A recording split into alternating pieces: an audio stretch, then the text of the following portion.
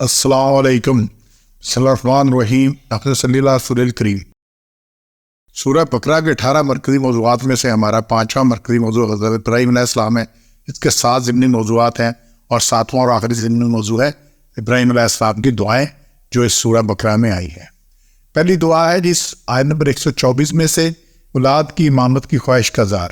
اس آیت میں ہم نے پہلے ضمنی موضوع میں ڈسکس کر چکے ہیں کہ جب ابراہیم علیہ السلام کو اللہ نے زمایا کئی باتوں میں، تو ساری باتیں جب پوری ہوگی تب فرمایا میں نے تجھ کو کروں گا سب لوگوں کا پیشوا۔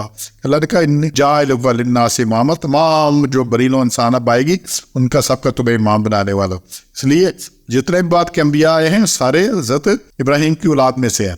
تو انہوں نے کہا قال ومن ذریتی، اور انہوں نے کہا میری اولاد میں بھی سے، تو قال لا ینال عہد الظالمین، نہیں پہنچے گا میرا قرار ظالموں کو، میرا عہد ظالموں کے لیے نہیں ہے۔ تو اللہ نے اس چیز کا وعدہ نہیں کیا، آئے سارے ان کی اولاد میں سے، جیسے انہوں نے دعا کی کہ میری اولاد میں سے بھی بنا، تو انہوں نے اللہ نے اس چیز کا کہا نہیں کہ جو بھی ظالم ہوگا اس کے ساتھ یہ وعدہ نہیں ہے۔ پہلی دعا تو یہ تھی دعا اولاد کے لیے۔ دوسرا 126 میں مکہ کو امن والا شہر بنا دے اور مومنین مکہ کو پھلوں کی روزی دے۔ تو 126 میں کہ ابراہیم نے کہا میرے رب بنا اس شہر کو امن کا۔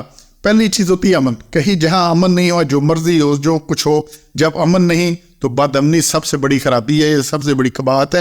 تو جب امن ہوگا تو پھر وہاں ترقی ہوگی، وہیں بھی سکون ہوگا، وہیں سب کچھ ہوگا۔ تو پہلی دعا کی امن کا، اور پھر ورزق اہلہ من الثمرات، اور ان کو روزی دے میووں سے، ثمرات پھلوں سے روزی دے۔ تو یہ ان کی دعا ہے کہ مکہ میں ہر قسم کا پھل ہر موسم میں ملتا ہے، ہر جگہ سب کچھ آتا ہے وہاں پہ۔ اور پھر کس کو دے؟ من آمن منہم باللہ والیوم الآخر، ان کو جو ایمان لاوے اللہ پر اور قیامت کے دن پر۔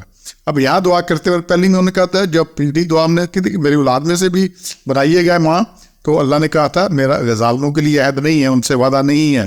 تو یہاں پہ دعا کرتے وقت پھلوں سے روزی دے، تو انہوں نے خود ہی حضرت ابراہیم نے 7 شرط لگا دی، ان کو دے جمن آمن منہم، جو ایمان لائے اللہ پر اور یوم الآخر، آخرت پر، اللہ پر ان کا۔ تو اللہ نے پھر کیا جواب دیا اس کا؟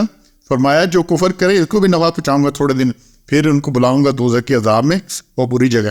اللہ کہ دنیا میں سب کو دوں گا۔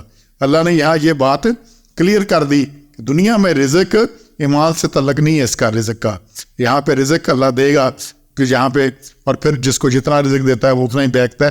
جو کفر کریں ان کو بھی نفع پہنچاؤں گا کچھ عرصے کے لیے، لیکن پھر یہ دوزخ میں آئیں گے۔ تو اللہ نے یہاں پہ ان کو پھر 127 میں ہی تعمیر کعبہ قبول فرما لے، چونکہ اللہ کے حکم کے اوپر آپ نے حضرت اسماعیل نے کعبہ بنایا، تو پھر کہا انک سمیع، تو سننے اور جاننے والا، ربنا تقبل منا، دعا کرتے اس پر قبول کر لے اس کو، جو ہم نے یہاں خانہ کعبہ بنایا ہے، تمہارا گھر بنایا ہے، اللہ کا گھر بنایا ہے، اس کو قبول کر لے۔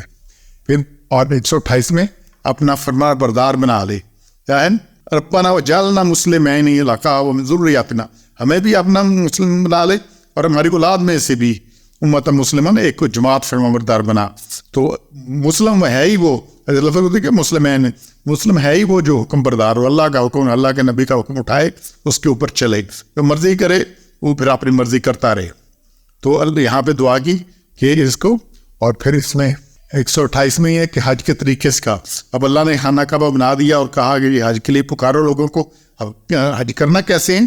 تو دعا کی وہ آرینا منا سکھانا تو توب علینا، اور بتا مناسک حج کیا ہے، مناسک حج کیا ہے، حج کے یہ بتا کہ اس کے حج، تاکہ ہمیں پتہ لگے ہم نے کرنا کیا آگے کچھ۔ پھر اللہ نے سارے اس کے مناسک واضح کیے، اور پھر آگے 128 میں اور توب علینا، معاف کر۔